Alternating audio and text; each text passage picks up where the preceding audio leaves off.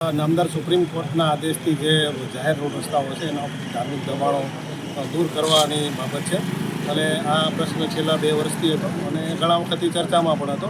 એટલે આગેવાનો સાથે વહીવટીતંત્રએ મિટિંગ કરેલી છે, એના અંદર બધાને સમજ આપેલી છે અને ડિમાર્કેશન કરેલું છે અને સ્વેચ્છાએ દરેક બંને સમાજના લોકોએ પોતપોતાનું દબાણ હટાવવાની રજૂઆત એમની પણ લાગણી હતી અને એ પ્રમાણે જે દબાણ હટાવવાનું એ લોકોએ ચાલુ પણ કરી દીધું છે. પણ બીજા જે ગેરસમજ ફેલાય છે કે ભાઈ અમુક આગેવાનો આવી ગયેલા અને અમુક આગેવાનો નથી આવે, એ બાબતેની થોડી ગેરસમજ હતી.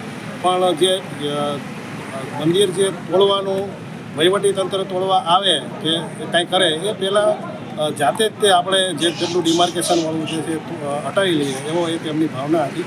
તો એના અનુસંધાન થોડી ગેરસમજ હતી, એ લોકોને આપણે સમજ આપી છે અને શાંતિપૂર્વક રીતે બધા વિચારાઈ ગયા છે અને હાલ અમારો બંદોબસ્ત ચાલુ છે અને બિલકુલ શાંતિપૂર્ણ રીતે આ કાર્યક્રમ પૂર્ણ થવાનો છે અને એમાં કોઈ વહીવટીતંત્રને કોઈ જગ્યાએ બુલડોઝર ફેરવવું પડે એવી પરિસ્થિતિ ઊભી નહીં થાય એ રીતનું આગેવાનોએ અમને બાંહેધરી આપી છે અને જાતે જ એ લોકો પોતપોતાની રીતે પોતાનું દબાણ હટાવી રહ્યા છે.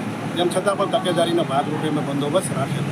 સર, કયા મોડાસા પંથકના ધાર્મિક સ્થળો છે તેનું દબાણ દૂર કરવાનું? મોડાસામાં 3 દબાણો છે. એક તો આપણું આ રૂપડી હનુમાનજીનું મંદિર છે અને એક દરગાહ છે જ્યાં 2-3 ખબરો છે જે રસ્તા ઉપર છે અને એ આપણે માર્કેટિંગ યાર્ડની સામે છે અને એક દલીલપુરમાં હનુમાનજીનું મંદિર છે જે રોડની નજીક છે. તો એ 3 દબાણો છે. ત્રણેય જ આગેવાનો છે, ત્રણેય મંદિરના એમની સાથે મિટિંગ થઈ ગઈ છે અને એ સ્વેચ્છાએ એ લોકો દૂર કરવાના છે. હજુ સુધી તમે અમારી ચેનલને સબસ્ક્રાઇબ નથી કરી તો અત્યારે જ ન્યૂઝરૂમ ગુજરાતને સબસ્ક્રાઇબ કરો, ફેસબુક અને ઇન્સ્ટાગ્રામ પર ફોલો કરો.